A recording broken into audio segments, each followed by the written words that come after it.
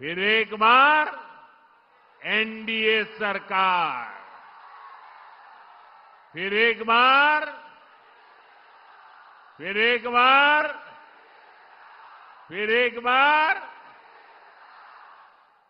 बिहार में फिर से सुशासन सरकार।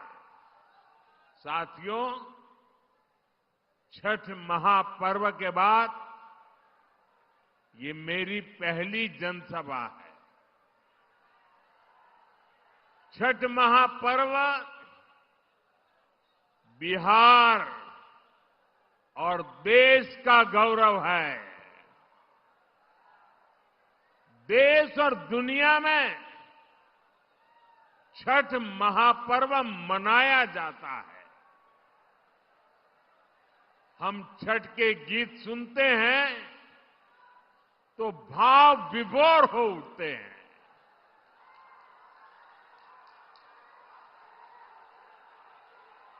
छठी मैया की पूजा में मां की भक्ति है।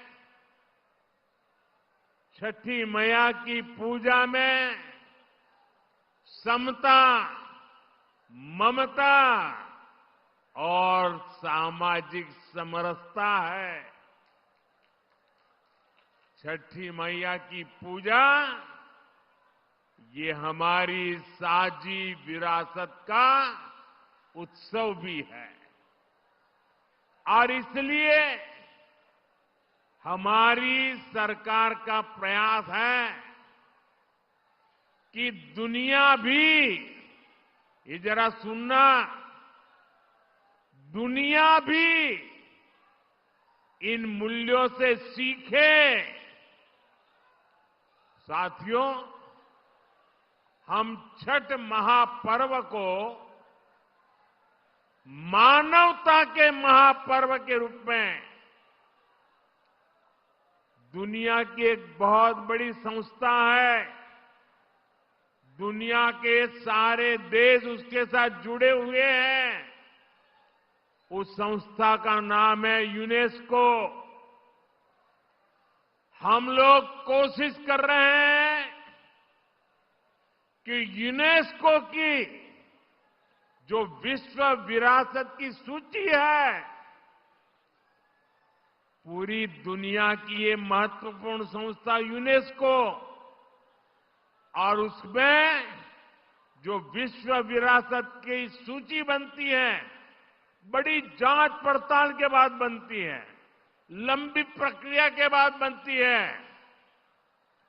हमारी सरकार लगातार कोशिश कर रही है कि हमारे इस छठ महापर्व को भी यूनेस्को की उस सूची में नाम दर्ज हो जाए।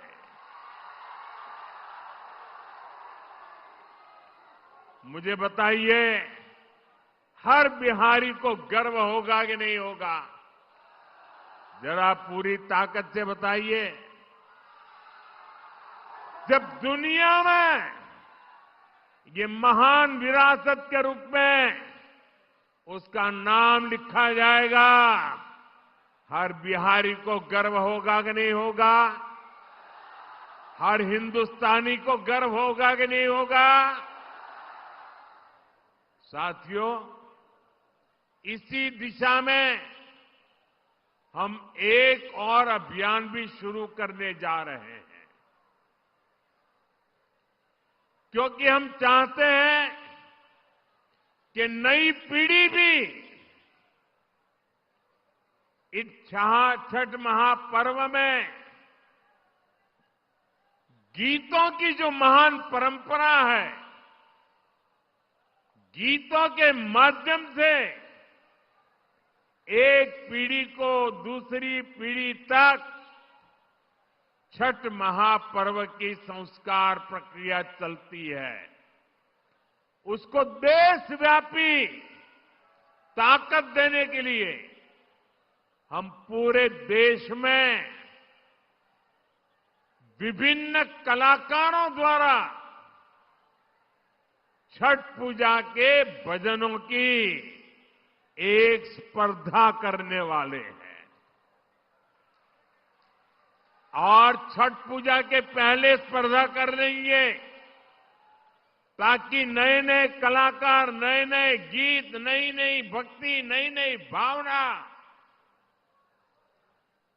इसको व्यक्त करने का देश की हर भाषा के लोगों को मौका मिले। इसमें जनता ही चुनेगी कि उन्हें कौन कौन से गीत सबसे ज्यादा अच्छे लगते हैं। जो टॉप के गीत चुने जाएंगे, उन्हें लिखने वाले, उन्हें गाने वाले गायकों, उन सबको अगले साल छठ पूजा से पहले सम्मान किया जाएगा, उन्हें पुरस्कार दिया जाएगा। और ये विचार मुझे इसलिए आया कि मैं इस बार ट्रैवलिंग में जब होता था, रात को सोने से पहले जब थोड़ा समय रहता था, सुबह जब योगा करता था, तो मैं छठी मैया के भजनों को सुनता था। और उसमें मैंने देखा कि एक विदेशी महिला इतने बढ़िया तरीके से छठी मैया के गीत गा रही। मैंने एक नागालैंड की बेटी को देखा, उसके लिए तो हिंदी बोलना भी मुश्किल था, लेकिन वो नागालैंड की बेटी छठी मैया का भजन इतने भावपूर्ण रूप से गाती थी, तो मेरे मन में विचार आया कि अब छठी मैया हिंदुस्तान के कोने कोने में ही नहीं, दुनिया के कोने कोने में भक्ति का भाव जगा रही है। और इसमें से ये अभियान करने का विचार मेरे मन में पैदा हुआ। ये अभियान छठी मैया की पूजा से जुड़ी हमारी परंपरा के संरक्षण में बड़ी भूमिका निभाएगी और नई पीढ़ी को बढ़ चढ़ करके हिस्सा लेने के लिए आमंत्रित करेगी। लेकिन साथियों, आपने देखा है, ये आपका बेटा तो छठी मैया का जय जयकार दुनिया में कराने में लगा है। दूसरी तरफ ये कांग्रेस और ये आरजेडी के लोग क्या कर रहे हैं? क्या कर रहे हैं? छठी मैया का अपमान कर रहे हैं। क्या कर रहे हैं? क्या कर रहे हैं? क्या कर रहे हैं? आप मुझे बताइए, क्या कोई कभी चुनाव में वोट पाने के लिए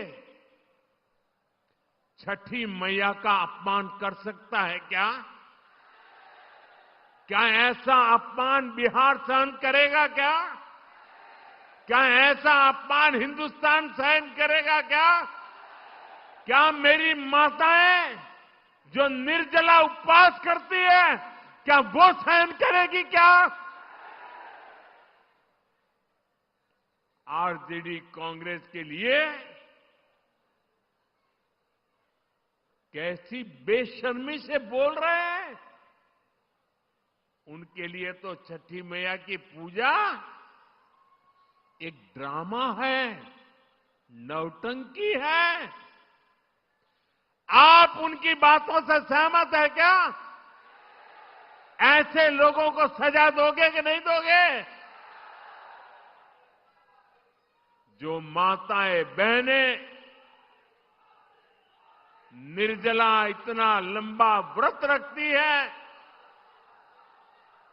जो गंगा जी में खड़ी होकर सूर्य देव को अर्घ्य देती है,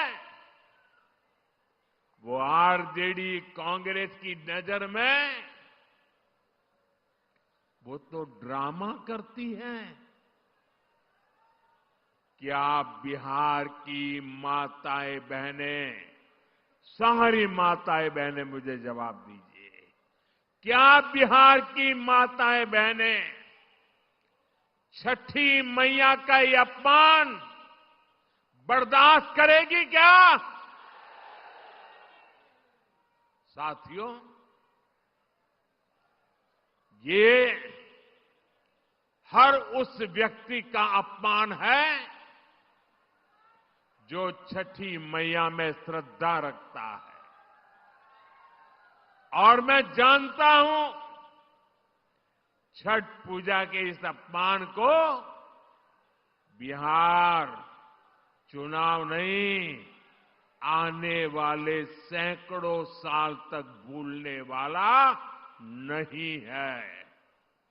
मैं छठी मैया की भक्ति को समझता हूं और इसलिए कहता हूं, सैकड़ों साल तक इस अपमान को छठी मैया की पूजा करने वाला कोई नहीं भूलेगा। साथियों,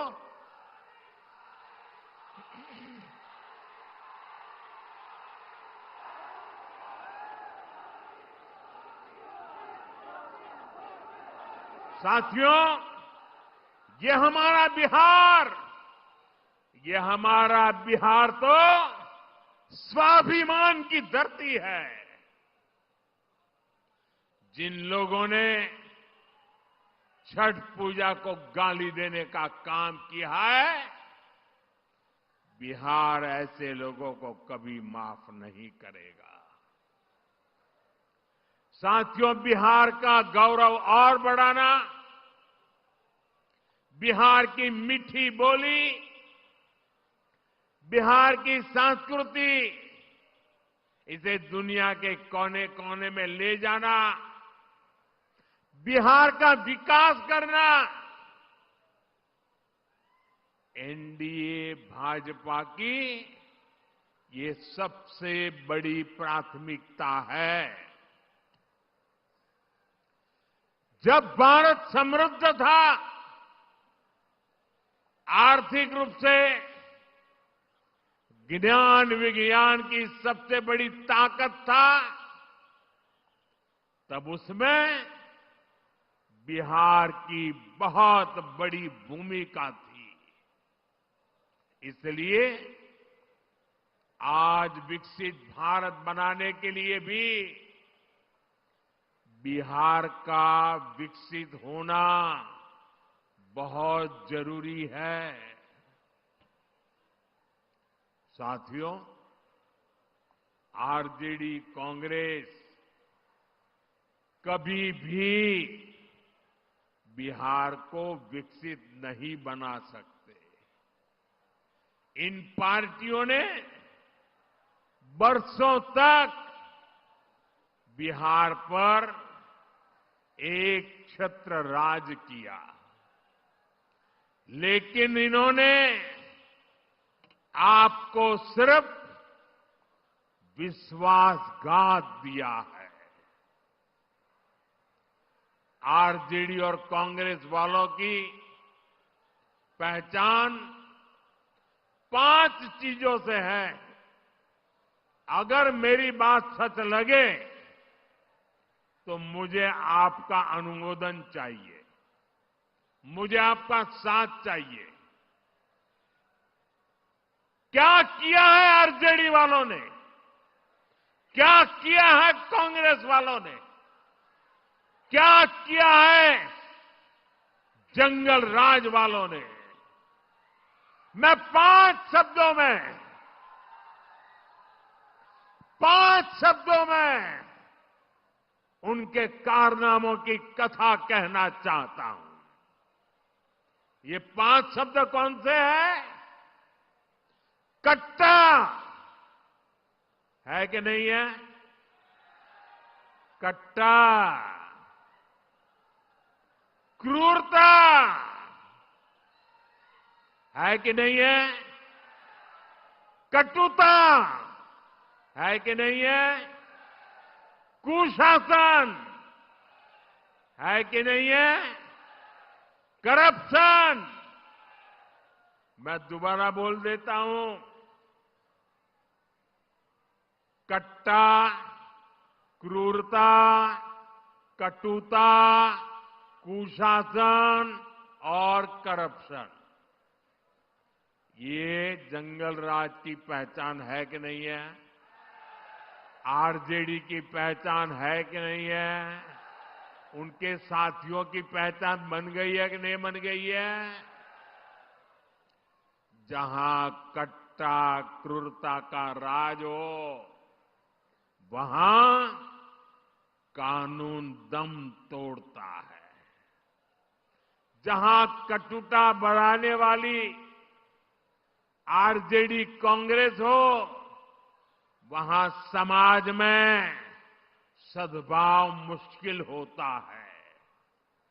जहां आरजेडी कांग्रेस का कुशासन हो, वहां विकास का नामो निशान नहीं होता है। और जहां करप्शन हो, वहां सामाजिक न्याय नहीं मिलता। गरीब का हक लूट जाता है।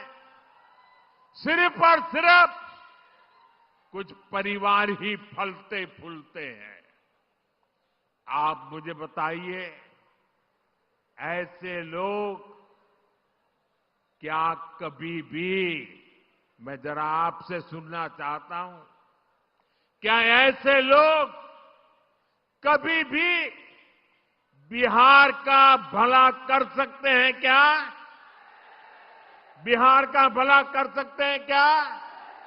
बिहार का भला कर सकते हैं क्या? बिहार का भला कर सकते हैं क्या? साथियों,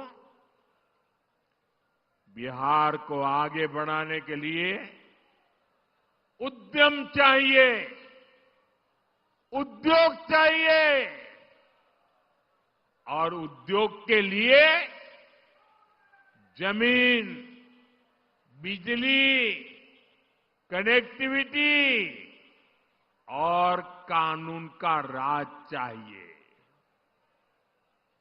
अब सोचिए, जिनका इतिहास जमीन कब्जाने का हो, वो क्या किसी उद्योग को जमीन देंगे क्या? जिन्होंने बिहार को लालटेन युग में रखा, वो बिजली दे पाएंगे क्या?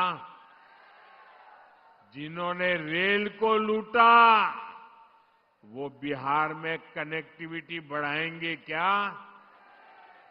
जिन्होंने भ्रष्टाचार और घोटाले के रिकॉर्ड तोड़ दिए, वो कानून का राज ला सकते हैं क्या? साथियों, बिहार ने भाजपा एनडीए का सुशासन देखा है। आज बिहार में रेल के इंजन बन रहे हैं, डेयरी के बड़े बड़े प्लांट लग रहे हैं, मखाना अब दुनिया भर में जा रहा है, फूड प्रोसेसिंग हो, टेक्सटाइल क्लस्टर्स हो, लेदर पार्क हो, आईटी पार्क हो, ये सब हमारे बिहार की पहचान बन रहे हैं।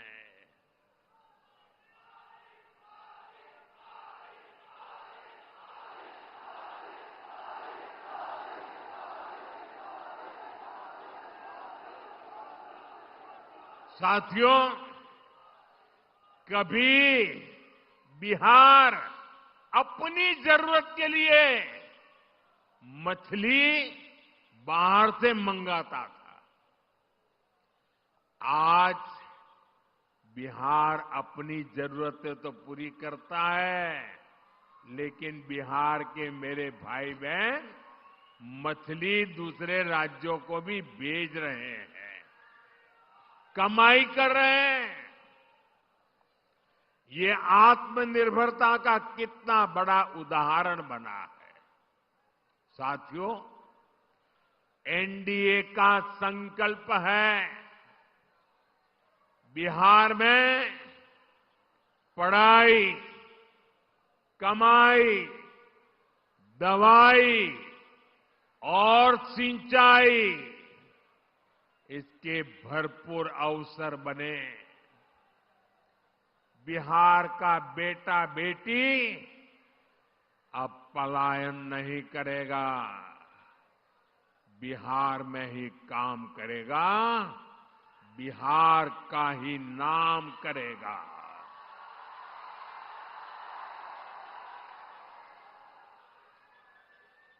साथियों, जब सुशासन होता है तो सब खिलते हैं, और जब जंगल राज होता है तो सबका दम घुटता है। मैं इसका भी एक उदाहरण देता हूं। आजकल पूरा बिहार जीएसटी बचत उत्सव मना रहा है। इससे बिहार के हर परिवार को बचत हो रही है। हमारे नौजवान साथियों में से कोई नई बाइक खरीद रहा है, कोई नई स्कूटी खरीद रहा है। एक ताजा आंकड़ा आया है, आप इस आंकड़े को जरा याद रखना। ये सारे इतने उत्साही नौजवान मैं देख रहा हूं, जरा आंकड़ा याद रखना। पिछले साल यानी एक साल पहले इसी सितंबर अक्टूबर के महीने में बिहार में 50,000 मोटर बिक्री हुई थी। मोटरसाइकिल 50,000 मोटरसाइकिल की बिक्री पिछले 12 महीने पहले हुई थी। इस साल जीएसटी बचत उत्सव में इस वर्ष के सितंबर अक्टूबर के महीने में बिहार में करीब 1.5 लाख मोटरसाइकिल बिकी है। ये मेरे बिहार के युवा की ताकत है कि नहीं है? ये मेरा बिहार का युवा ताकतवर बन रहा है कि नहीं बन रहा है? यानी बिहार में 3 गुना अधिक मोटरसाइकिल की खरीदारी हुई है। यानी नई बाइक भी आ गई और हजारों रुपये भी बच गए। मैं आपसे पूछता हूं साथियों, कीमत कम होने से जरा मुझे जवाब देना पड़ेगा, माताओं बहनों को भी देना पड़ेगा, युवाओं को जरा जोर से देना पड़ेगा। आप मुझे बताइए, कीमत कम होने से आप खुश है कि नहीं है? खुश है कि नहीं है? आपके गांव वाले खुश है कि नहीं है? शहर वाले खुश है कि नहीं है? बिहार वाले खुश है कि नहीं है? देश भर के लोग खुश है कि नहीं है? लेकिन साथियों, जंगल राज में ये काम संभव ही नहीं था। जंगल राज में तो गाड़ियों की दुकानें, गाड़ियों के शोरूम भी बंद हो गए थे। और ये बंद इसलिए हुए, इसलिए नहीं कि बिक्री नहीं, संभावना नहीं थी, लेकिन ये इसलिए बंद हो गए क्योंकि आरजेडी के नेता अपने टोलियां लेकर के अपने साथियों को लेकर के शोरूम लूटवा लेते थे, गाड़ियां लूट जाते थे। अरे किसी ने नई गाड़ी खरीदी हो तो उसके पीछे आरजेडी के गुंडे लग जाते थे। बताइए, ऐसे जंगल राज में क्या कोई अपनी पूंजी लगाता, कोई अपना शोरूम बनाता, कोई अपनी दुकान लगाता क्या? कोई नहीं लगाता। आरजेडी कांग्रेस के ऐसे ही कुकर्मों ने लाखों नौजवानों को बेरोजगार कर दिया, पलायन करने के लिए मजबूर कर दिया। साथियों, जंगल राज के दिनों को याद करते हैं तो अंदाजा लगता है कि हालात कितने खतरनाक थे। यहां आप मुजफ्फरपुर के लोग आरजेडी सरकार में हुए गोलू अपहरण कांड कभी नहीं भूल सकते। जो 20-25 साल की उम्र तक के लोग हैं ना, उनको शायद एक गोलू अपहरण कांड का पता नहीं होगा। जो पुराने लोग हैं, जरा उनको बताना क्या हुआ था। इसी शहर में साल 2001 में स्कूल जाते हुए एक छोटे से बच्चों को, एक बालक को अपराधियों ने दिन दहाड़े किडनैप कर लिया था और बदले में ढेर सारे रुपये मांगे थे। और जब रुपये नहीं दे पाए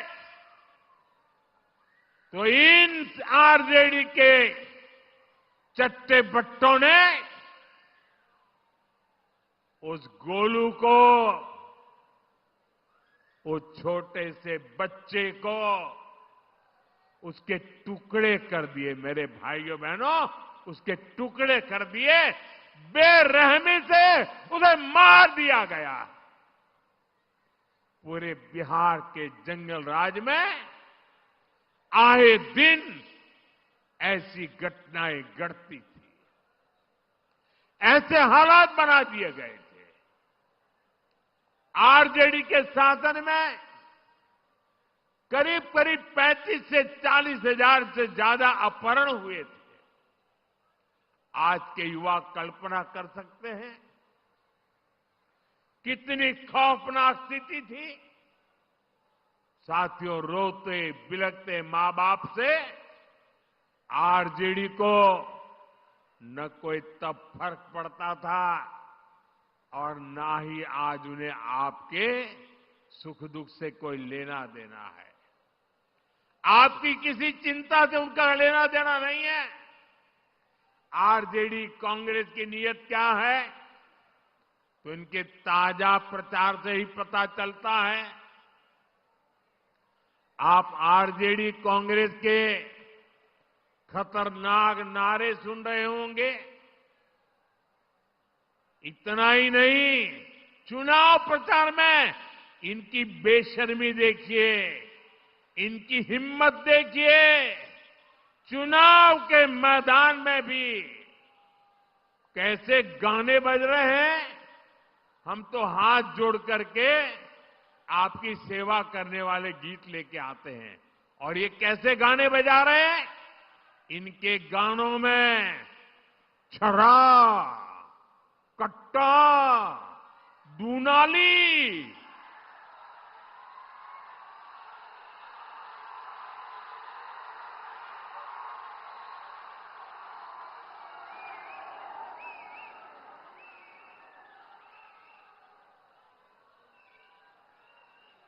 मैं तो सोच नहीं सकता भाई।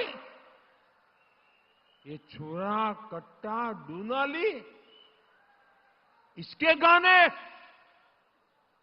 और चुनाव के मैदान में।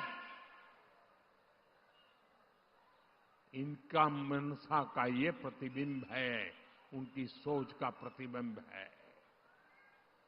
आरजेडी कांग्रेस वाले बहन बेटियों को उठा ले जाने की धमकियां दे रहे हैं। ये बहन बेटियों को उठाने का खेल चल रहा है, डराया जा रहा है। मेरे नौजवानों को ये बताइए, क्या आपको ये सब स्वीकार है? क्या ये मंजूर है? क्या बिहार की धरती से इन्हें उखाड़ फेंकना चाहिए कि नहीं उखाड़ फेंकना चाहिए? साथियों, बिहार आत्मनिर्भर भारत अभियान की धुरी बनने जा रहा है। बिहार के हर जिले में कुछ न कुछ ऐसा है जो दुनिया के बाजार में छा सकता है। और साथियों, मेरा सपना है कि दुनिया की हर रसोई में कोई न कोई खाने का ऐसा पैकेट जरूर हो जो मेड इन इंडिया हो, मेड इन बिहार हो। ये काम बिहार का किसान और नौजवान कर सकता है। शाही लीची हो, जर्दालू आम हो, हमारा मगही पान हो, मिथिला मखाना हो, ऐसे अनेक उत्पाद बिहार में पैदा होते हैं। यहां के किसान कतरनी और मरचा चावल उगाते हैं। हमारी सरकार ने इन सभी को जीआई टैग दिया है, यानी दुनिया में इन उत्पादों के साथ अब बिहार का ही नाम आएगा। साथियों, एनडीए की डबल इंजन सरकार बिहार में कृषि आधारित उद्योगों पर, फूड प्रोसेसिंग पर बल दे रही है। इसके लिए भी हमारी सहकारी समितियों को मदद दी जा रही है और हम छोटे किसानों के हितों को भी प्राथमिकता दे रहे हैं। पीएम किसान सम्मान निधि जैसी योजना इसके जीते जागते सबूत है। इस योजना के तहत सिर्फ मुजफ्फरपुर के किसानों के खाते में ही करीब 1,500 करोड़ रुपए जमा हो चुके हैं। यहां के किसानों में, मैं बिहार की और देश की बात नहीं कर रहा हूं, सिर्फ इस इलाके की बात कर रहा हूं। 1,500 करोड़ रुपया किसान के खाते में पहुंचा है। साथियों, मुजफ्फरपुर का विकास होता है तो पूरे उत्तर बिहार के लोग आगे बढ़ते हैं। आप याद करिए, जब कुशासन वालों की, जंगल राज वालों की सरकार थी, जब अस्पताल नहीं मिलते थे, बड़े बड़े डॉक्टर बिहार छोड़कर चले गए थे, और अब आज यही मुजफ्फरपुर में सैकड़ों करोड़ रुपए का कैंसर अस्पताल बना है। मुजफ्फरपुर मोतिहारी एलपीजी पाइपलाइन, इस प्रोजेक्ट के कारण अब बहनों की रसोई तक सस्ती गैस पहुंच रही है। साथियों, मुजफ्फरपुर की दरभंगा, पटना और छपरा के साथ कनेक्टिविटी सुधर गई है। हमारी सफर आसान भी हुआ है और दूरी भी कम हुई है। वो दिन दूर नहीं जब मुजफ्फरपुर का रेलवे स्टेशन और पताही एयरपोर्ट यहां की नई पहचान बनेंगे।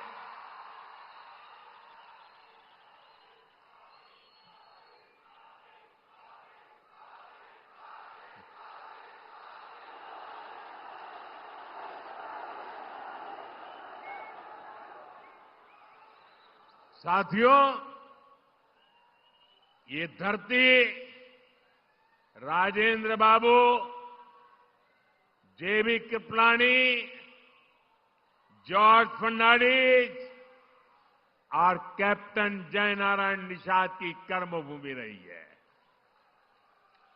जानकी वल्लभ शास्त्री, बाबू देवकी नंदन खत्री, राम वृक्ष बेनीपुरी और रामधारी सिंह दिनकर जी ने यहां अपने साहित्य को धार दी है।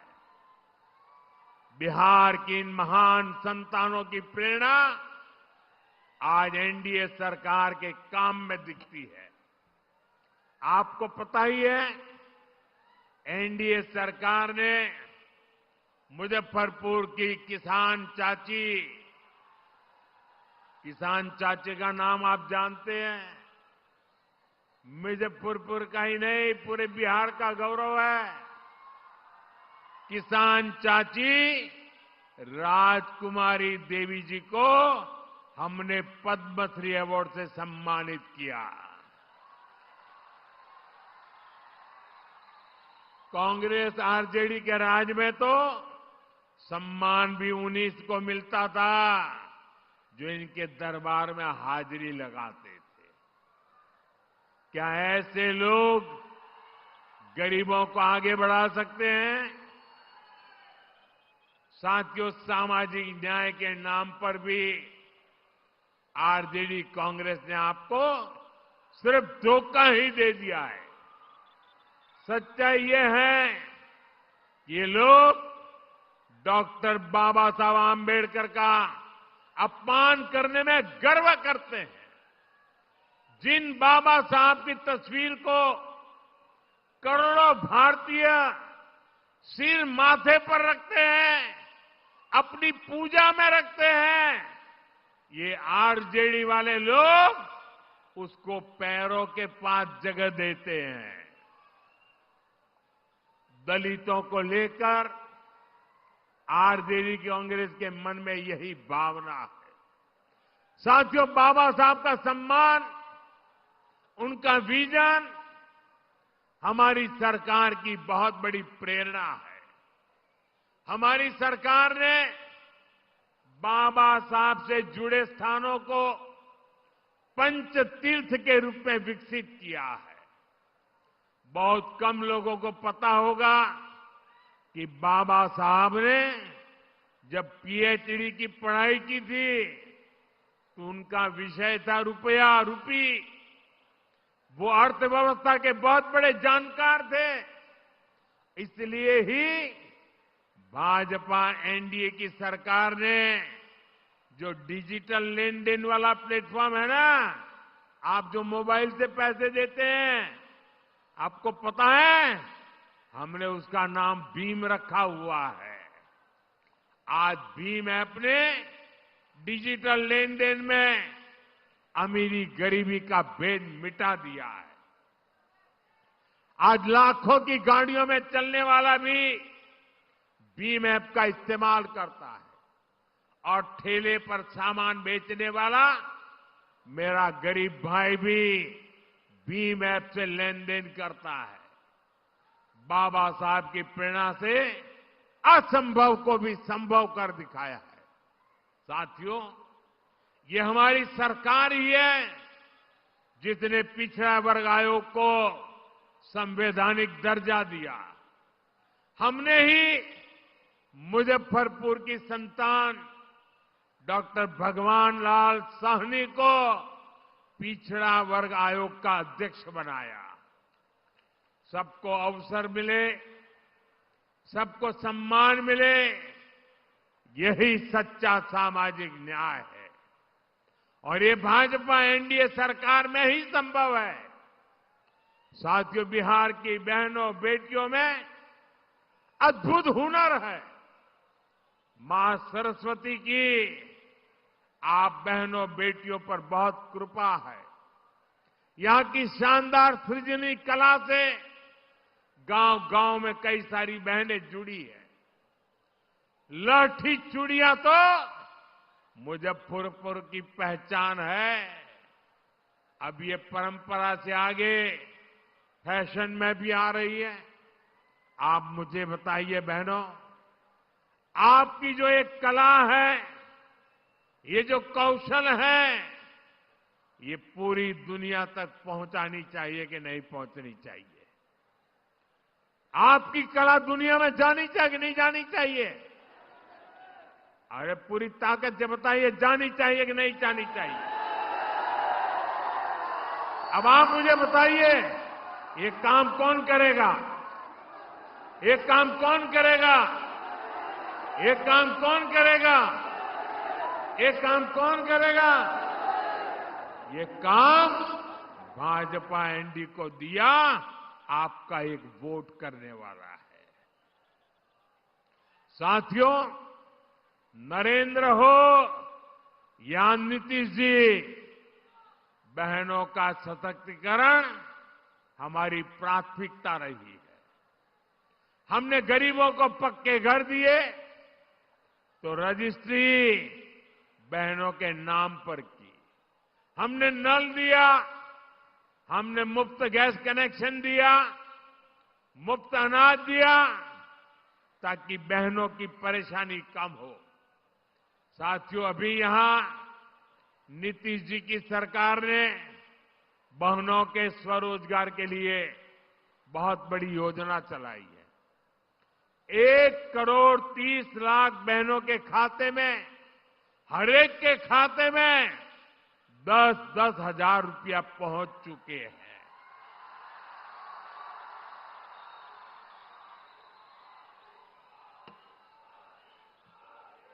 देखिए, सुनते ही बहनों में कितनी चेतना दिख रही है। इस पैसे से बिहार की बहनें अपना खुद का कोई न कोई व्यवसाय, कोई न कोई काम शुरू कर रही है। और मैं आज को विश्वास दिलाता हूं, हम यहीं पर नहीं रुकेंगे। जब फिर से एनडीए सरकार बनेगी तो इन बहनों को अपना काम बढ़ाने के लिए और अधिक प्रोत्साहन दिया जाएगा। साथियों, बिहार के चुनावी संग्राम में अब 2 युवकों की जोड़ी ने, जो अपने आप को युवराज ही मानते हैं, इन 2 युवराजों ने झूठे वायदों की दुकान खोल दी है। एक भारत के सबसे भ्रष्ट परिवार का युवराज, दूसरा बिहार के सबसे भ्रष्ट परिवार का युवराज। ये दोनों ही हजारों करोड़ के घोटाले में जमानत पर है। और गांव में जो जमानत पे आता है ना, कोई भी उसका सम्मान नहीं करता है। इन दोनों ने कल भर भर के मोदी को गालियां दी है, भर भर के गालियां दी।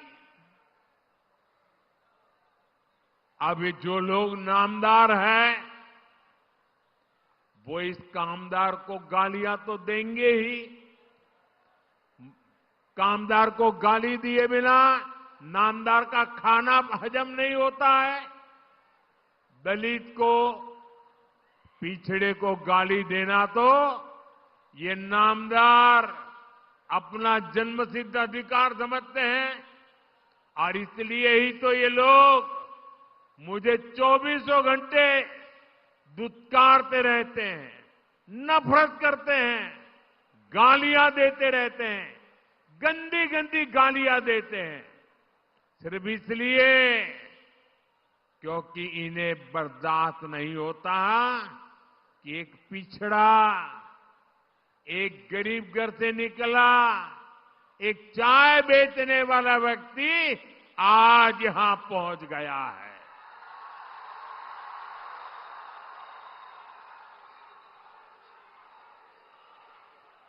जो गालियां देते हैं, जरा कान खुल करके सुनो।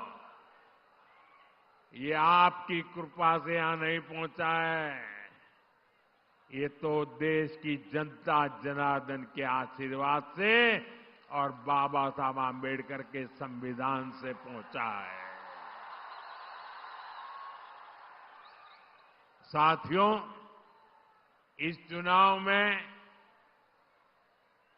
असली खबर मुझे दी गई गालियां नहीं है, बल्कि आरजेडी कांग्रेस में हो रहा झगड़ा है।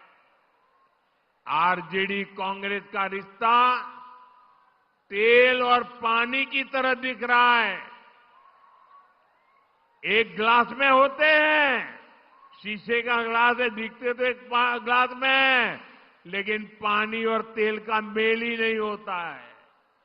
बिहार में हर तरफ से खबरें आ रही है कि कैसे आरजेडी कार्यकर्ता कांग्रेस के लोगों को नीचे घसीट रहे हैं। वही कांग्रेस के कार्यकर्ता भी आरजेडी के लोगों से पूरी दुश्मनी निकाल रहे हैं। जमानत पर चल रहे इन दोनों युवराजों ने कल ये दिखाने की बड़ी कोशिश की कि उनके बीच कोई मनमुटाव नहीं है, कोई झगड़ा नहीं है, लेकिन इन्हीं लोगों के लिए कहा गया है, ऊपर से तो दिल मिला, भीतर फाके तीन। साथियों, इन्हें जो चीज एक साथ ले आई है वो है सत्ता का लालच। इन्हें किसी भी तरह बिहार की सरकार पर कब्जा करना है ताकि भ्रष्ट परिवार मिलकर फिर से बिहार को लूट सके। मुझे आप बताइए कि आप आरजेडी कांग्रेस को फिर से, मुझे आपका जवाब चाहिए, जनता का जवाब चाहिए। आप मेरे मालिक हैं, आप जो कहेंगे वो मुझे मंजूर होगा। आप मुझे बताइए, ये जमानत पर निकले युवराजों को हम फिर से बिहार लूटने की इजाजत देंगे क्या? बिहार लूटने देंगे क्या? इन लोगों को बिहार लूटने का हक दे देंगे क्या? साथियों, आज हर सर्वे में एक बात खुलकर सामने आ रही है। इस चुनाव में आरजेडी कांग्रेस की अब तक की सबसे बड़ी हार होने जा रही है। सारे सर्वे बता रहे हैं और सारे सर्वे ये भी बता रहे हैं कि इस चुनाव में एनडीए की सबसे बड़ी जीत होने वाली है। और इसी चुनाव में आरजेडी कांग्रेस को अब तक की सबसे कम सीटें मिलने वाली है। ये एक नया इतिहास बिहार के युवा, बिहार की महिला, बिहार का किसान, बिहार का मछुआरा बना रहा है। और इसी से आरजेडी कांग्रेस वाले बुरी तरह घबरा गए हैं। अपने घोषणा पत्र में ये लोग ऐसी ऐसी बातें बोल रहे हैं कि सिर्फ और सिर्फ झूठ है। ये लोग इतना फेंक रहे हैं कि इनके समर्थकों तक को हजम नहीं हो पा रहा है। मैं देख रहा था बिहार के युवा कैसे सोशल मीडिया पर इन लोगों का मजाक उड़ा रहे हैं। ये आरजेडी कांग्रेस वाले बिहार के लोगों की बौद्धिक क्षमता को कम आंकने का पाप कर रहे हैं। मैं जानता हूं बिहार के लोग आरजेडी कांग्रेस के झांसे में नहीं आएंगे, फिर एक बार एनडीए सरकार बनाएंगे। साथियों, बिहार अब विकास की रफ्तार पकड़ चुका है। यहां इस क्षेत्र में 6 नवंबर को मतदान है। कब है? कब है?